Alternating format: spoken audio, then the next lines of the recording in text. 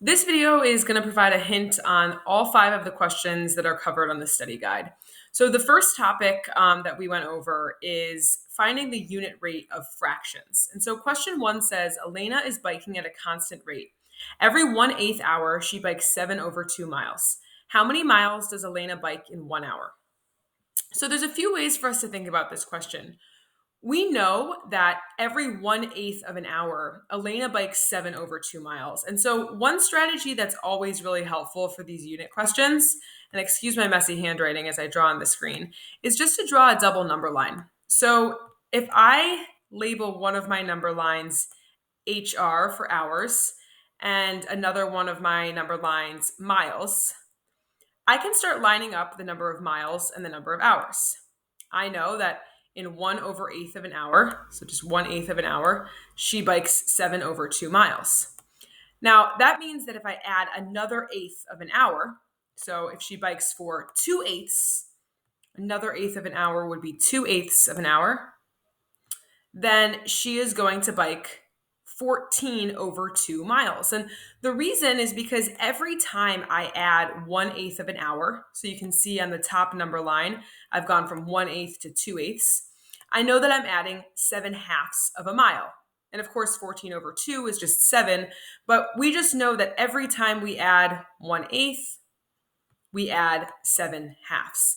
And so I know that I could keep following the number line all the way up until I get to 1 full hour, which would be 8/8. And that would take a minute, but that strategy definitely works.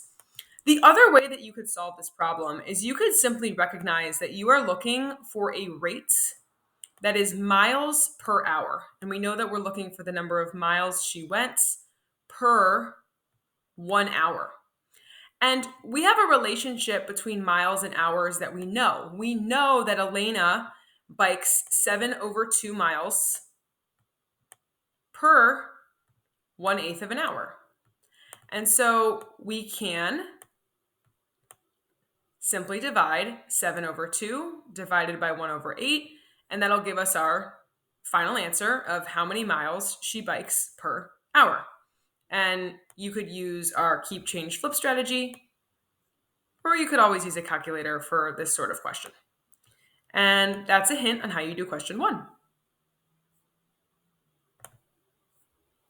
You can always pause the video if you need to. I'm going to talk about question 2. Question 2 is another fraction rate question. It says a pasta sauce recipe calls for 1/3 cup of cream for every 3 half cans of tomato sauce. How many cans of tomato sauce are required for 1 cup of cream?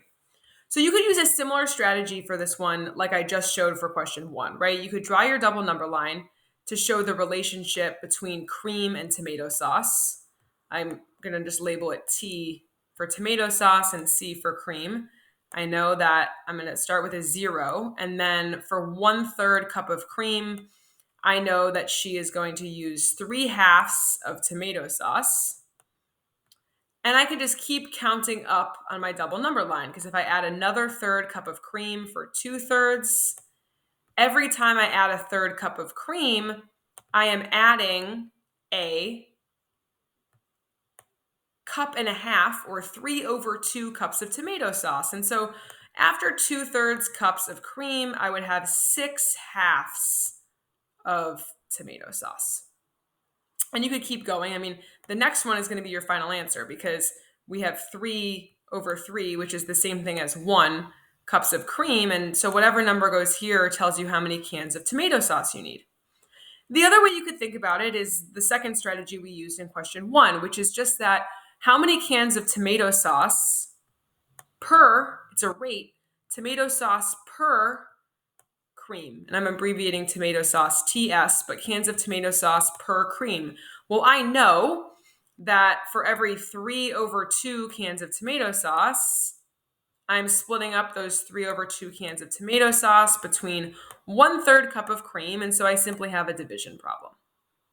And either way that you solve this, whether you do keep, change, flip, and divide, or whether you use the double number line, your answer will be the same. And that will tell you how many cans of tomato sauce are required. This says cups. It should say cans of tomato sauce. That's my bad, Miss Kness. All right, you can always pause, you can always rewind. I'm going to show you question 3. Question 3 says a car was originally purchased for $8,000 and its value has decreased by 15%. So we want to use that strategy where we identify what we know. Well, we know our percent. I know my percent. And I know my original cost. And my original cost is going to be my whole. And so I'm going to identify that I know my percent and that I know my whole. Right? And so if my original cost is 8,000 and my whole is 15%, the question is asking me what is the new value of the car. So I have to figure out if I have $8,000, right? I know that the price went down, it decreased by 15%. And so I need to find 15% of 8,000 and I can multiply the whole times the part, the whole times the percent, not the part. The whole times the percent over 100. So 8,000 times 15 over 100. And this number here, whatever I get for 8,000 times 15 over 100, this number here will tell me how much the price decreased. Now, once I find out how much the price decreased, I still need to find the new value. And so I'll need to subtract whatever number I get here, that decrease in price, from the original price to figure out the new value of the car.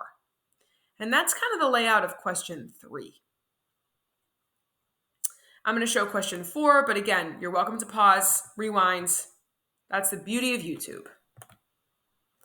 All right, so Tyler runs 7 miles and Tyree runs 40% more than Tyler. How many miles does Tyree run? So just like the last question, we want to kind of be thinking about what we know. We know a percent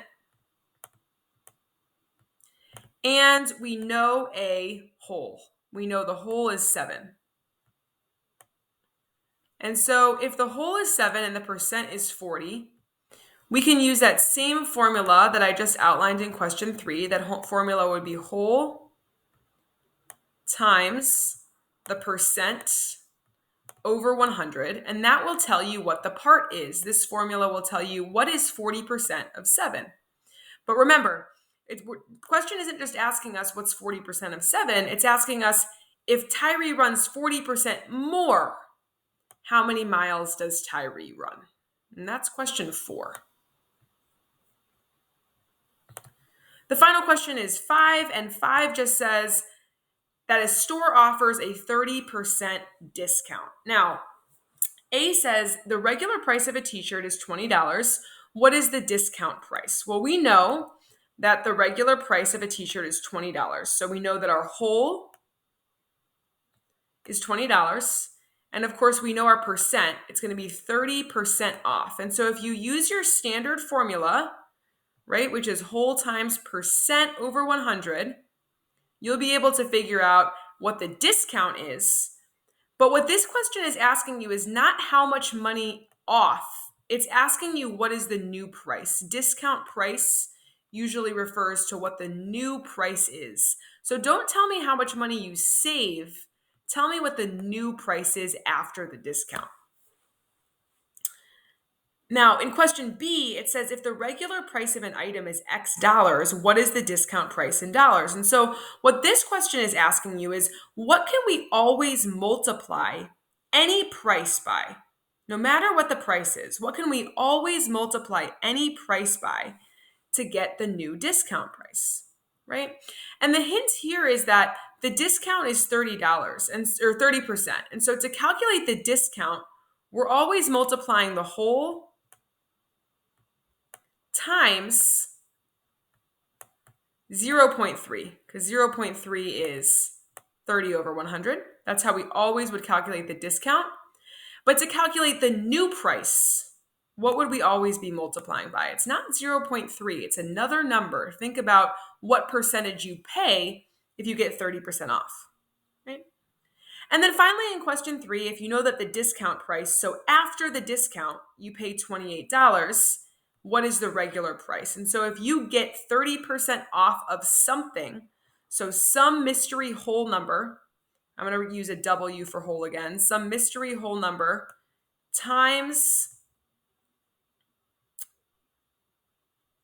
70 over 100. And the reason why it's times 70 is because if we have 30% off, we have to pay 70%. Some mystery whole number times 70% is equal to 28. And you got to find out what that whole is. What's that mystery full price? And my hint for C is also a big hint for question B. So if you were stuck on question B, this might help you here as well. If you have any questions, just go ahead and follow up with me with an email and I will get back to you.